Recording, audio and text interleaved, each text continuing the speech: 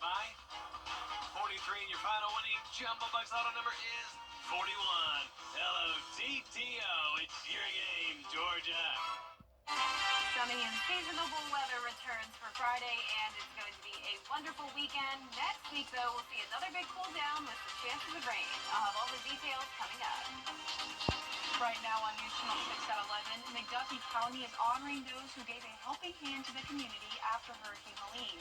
We'll take you to the ceremonies. Also ahead, an apparent end to an issue in Augusta government, how the mayor and commissioners reached an agreement on credit card spending. And progress for the Augusta Mini Theater, what the founder had to say at the groundbreaking ceremony, as your News at 11 starts now. Live from Television Park, this is WJBF News Channel 6 at 11. Good evening, everyone. I'm Hannah Latier. Thank you so much for joining us for your News at 11. Coverage you can count on begins as McDuffie County recognizes people who helped with Hurricane Helene recovery. Isabella Moody was there. The Thompson City Council met Thursday night to honor people and businesses that helped the community after Helene. So many people deserve thank yous, but those folks were exceptional. Local businesses like Boswell Oil were recognized for supplying local and city government vehicles and employees with petroleum products.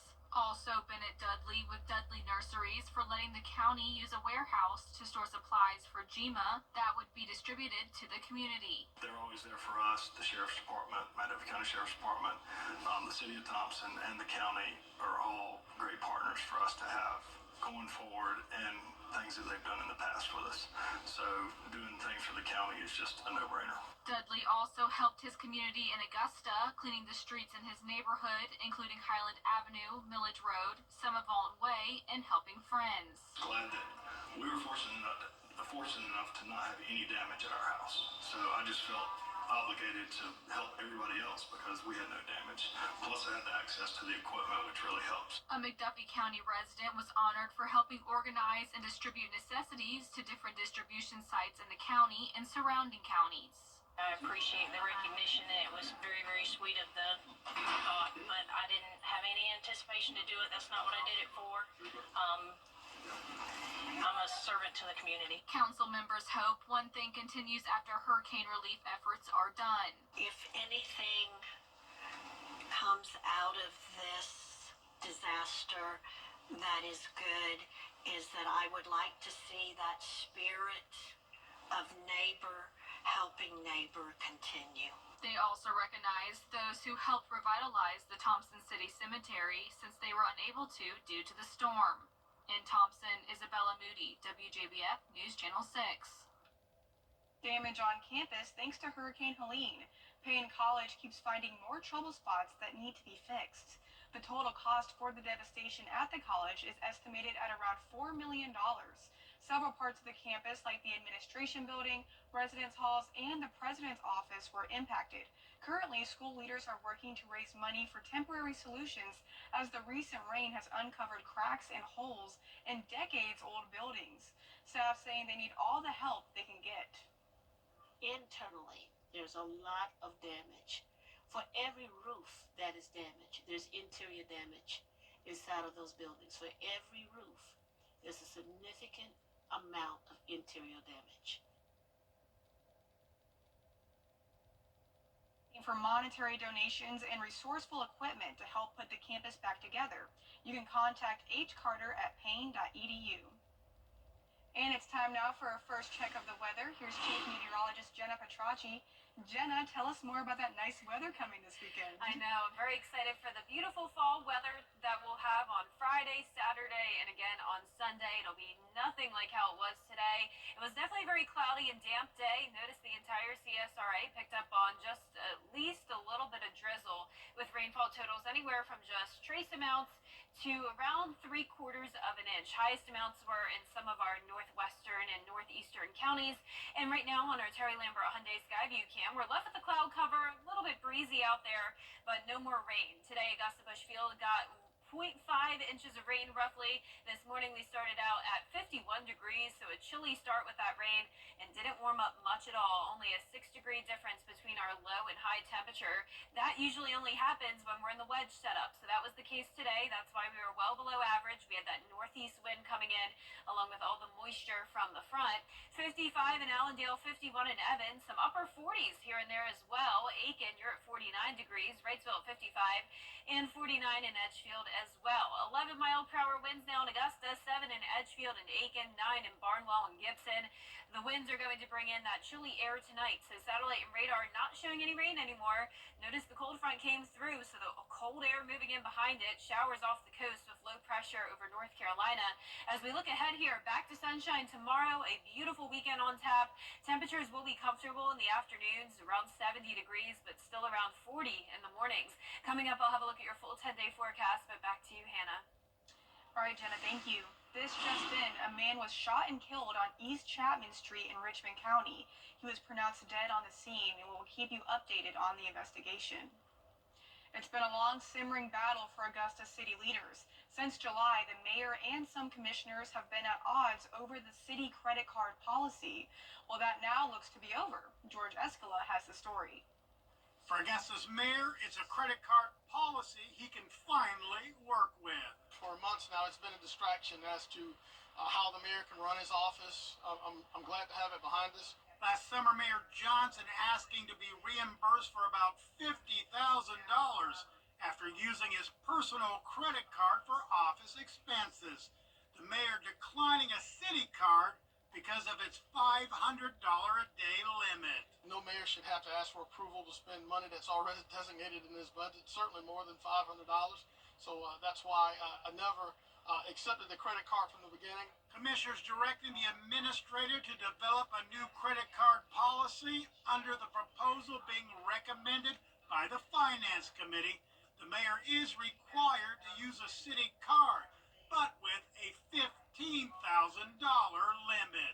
We're at a good space with the policy, and now everybody from the top to the bottom have to adhere to that policy. Others feel it took too long to come up with a new policy, but say what's being presented should end the issue. I think we all agree that 15,000 is fair based on, you look at the city of Macon and that mayor gets 50,000. 15,000 is his budget. It makes sense to approve it to that, and hopefully we'll get it done Tuesday. It's been on the commission's to-do list since summer, but it looks like the city's current credit card policy is about to fall. In Augusta, George Escala, WJBF, News Channel 6. It's a major milestone for Augusta's mini theater. Officials gathering for a groundbreaking for a brand new 142-seat theater at the art school's Deans Bridge Road campus. The groundbreaking ends years of work at the mini theater. We're not trying to build a theater. We're trying to complete the art school. So the art school would be completed, and then the students would benefit greatly, and the public will as well, because every time we have a show, we have to turn people away. The hope is to have the theater completed next year for the 50th anniversary of the Augusta Mini Theater. And Columbia County leaders and lawmakers meeting this morning. The Chamber of Commerce held its annual pre-legislative breakfast. Up next, students reaching out to help those who serve. A look at their efforts for our troops after the forecast. And tonight will be cloudy and chilly, but back to sunshine and slightly warmer temperatures tomorrow and during the weekend. But then next week, another big cool down is on the way. I'll have your full forecast when we return. Are you ready? The Live Viper 6 Skyview Network, sponsored by Terry Lambert Hyundai. Now, your most accurate forecast with WJBF Live Viper 6. Welcome back. It's a cloudy and chilly night. Here's a look at our Terry Lambert Hyundai Skyview cam outside the station. No more rain, just the cold temperatures. We're at 53 right now, but tomorrow morning will only be around 40. Northwest wind coming in at 11 miles per hour, bringing in that cooler air. Dew point of 51, visibility perfect at 10 miles. We're already seeing some upper 40s north of I-20, 49 in Washington and Lincolnton, Saluda, you're at 48, 52 in Barnwell, 55 in Allendale. Warmest spot will be Sylvania at 57 degrees. So our southern line counties were much warmer today. That's where the wedge sort of didn't really impact them as much, but the rest of the CSRA was in those wedge conditions. So that's why we had the cloud cover and the rain. But now the cold front is along the coastline, bringing the rain with it. So we have all of this dry air moving in with high pressure back in control. So for your Friday, we're starting out at 42 degrees, clearing skies. Sunshine in the afternoon, 67 will be around where we top off tomorrow. No rain through the weekend, so it'll be a great weekend for any outdoor plans. We do not need any more rain. Augusta almost at 7 inches for the month of November. That is well above our average of around 2.5. November is one of our typically driest months out of the year. And earlier, we were in a drought earlier this month, but you can see the updated drought monitors today now chipping away at that. Just the first phase of drought in some of our northern counties, but down towards the south of Augusta, they got around a foot of rain last week, so we do not need any more rain, and we're not going to get it over the next few days. High pressure is keeping us dry all across the two-state. This is Saturday morning. The main story this week will be those chilly mornings with the high pressure bringing in that north wind, so it definitely will be chilly, around 40 degrees when you're headed out the door over the next few days. Let's switch gears and talk about the tropics. We have Sarah down there near Central America. Winds are at 45 miles per hour. It's going to be moving over the rough terrain of the Yucatan Peninsula, and that's really going to work in our favor here. It's going to help to weaken Sarah, but after that, it does look like it will emerge back into the Gulf of Mexico, and from there, there's a bit of uncertainty on exactly what will happen. Keep in mind, the water here in the Gulf of Mexico is still pretty warm, so that could allow for some re-strengthening, and it is likely that it could move across the Florida Peninsula. Now, it may just move in as a low pressure, though, and that would just be a rainmaker for Florida, not necessarily a tropical system. But for our area, it doesn't look like we'll get rain from Sarah, but what we will get rain from is a cold front throughout the middle of next week. We're going to have this deep trough coming in. This will bring in cold air from Canada with highs only in the 60s, lows potentially falling into the upper 30s, and it's also once again going to bring that rain. So you can see here what's going to happen is we'll warm up to around 75 on Tuesday, 74 on Wednesday, a 10-degree drop off to 64 on Thursday. So we're getting ready for some rain, and then just like what's happening this week, with the rain comes some cooler temperatures. Lows tonight will be pretty cool as well, 39 in McCormick, 38 in Edgefield, the rest of us in the 40s. Highs tomorrow will be in the mid to upper 60s, and here's a look at your 10-day forecast.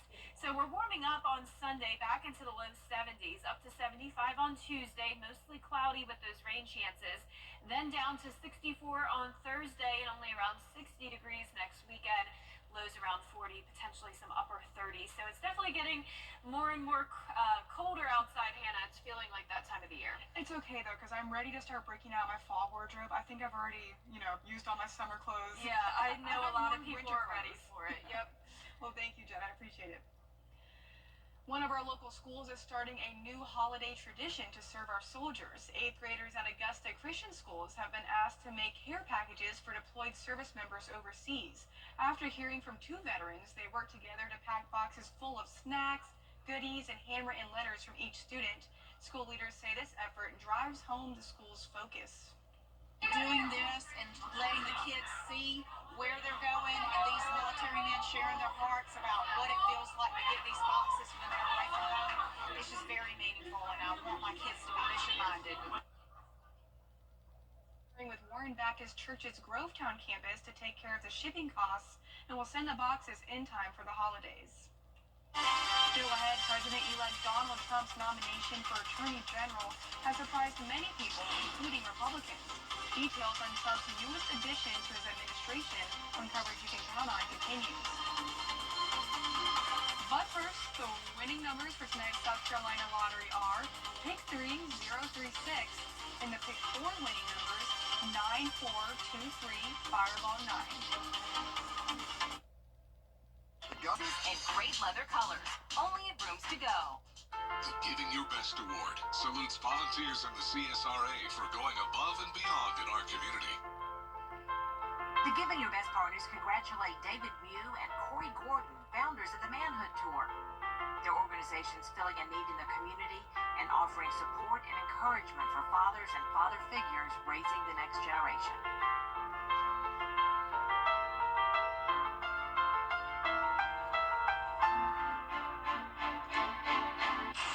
Trucks, and then there's you can't always choose the way, but you can choose your weather app. Go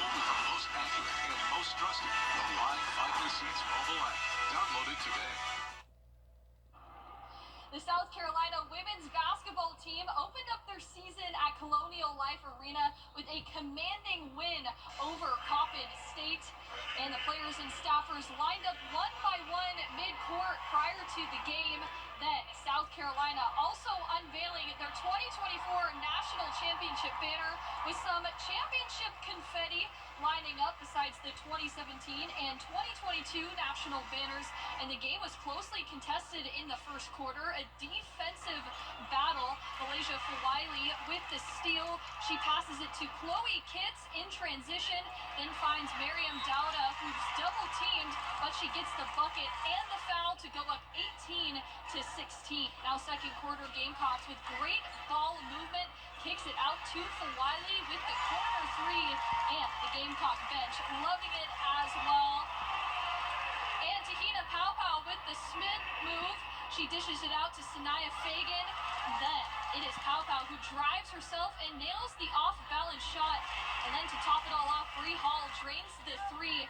Gamecocks break it wide open in the second, now up 40-22. South Carolina leads it 43-27 at the half.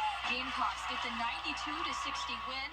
Here's head coach Don Staley on being back at Colonial Life Arena. A home court advantage for us. You know, to unveil the banner with them is always a great thing. It's always, and it's only one. It's only one team that is able to do that, and we've been able to do it 3 times in the past 7 years, and that's incredible. Up next, the Gamecocks are back in Colonial Life Arena on Sunday as they take on East Carolina. Tip-off is set for 2 p.m. Reporting in Columbia, Gianna Cephalou, WJBF News Channel 6. It was a big day over at Greenbrier High School as soccer star Natalie Heckathorn is signed to play for the Georgia Southern Eagles. Her family and her coaches throughout her career spoke about what a hard worker she is and wished her luck on her college journey. Natalie says it meant a lot to have a community of people supporting her, and she can't wait to play for Georgia Southern. It shows throughout my years how many people have poured into me and how many people really love me and have supported me throughout the year. It's really good to see everybody come back because I don't get to see all these people on a day-to-day basis, so it's really good to see everybody here. I think for me, what I've learned is the family aspect of it. It's not all about soccer. It really isn't. When it comes to the end of it, if you don't like your team, you're not going to succeed. And so I think having such good teammates and friends and coaches has brought me this way. I'm so excited. It's such a dream come true. It's such a surreal moment for me.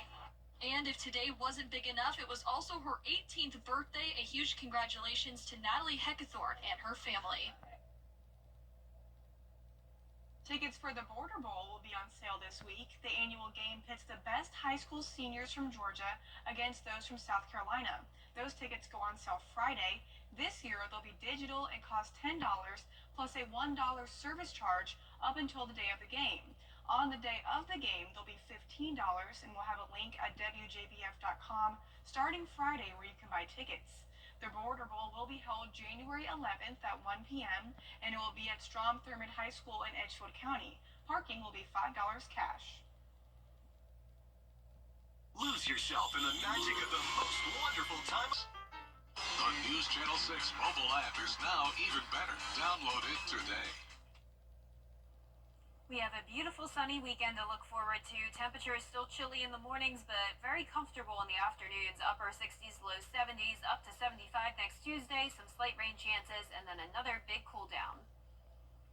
And New York may reclaim the title World's Tallest Building with this creation. It looks like a giant paperclip, but its official working name is Big Bend. It would go up one side, then loop around at the top, then go down the other side. All told, it would be a 4,000 feet long building, and yes, engineers have figured out a way for the elevators to serve those top floors without turning people on their sides. Wow, that would be so cool. That is so cool, but that's a hard concept for me to grasp for some reason. Very scary. I would not want to be in the building. All of us kickers have been about New York City. Oh yeah, it's making us want to go. I know, it's a New York comeback. Well, thank you guys so much for watching, and have a great night.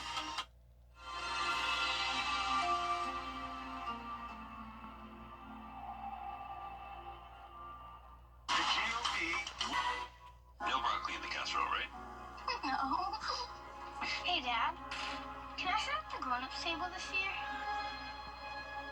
We'll see.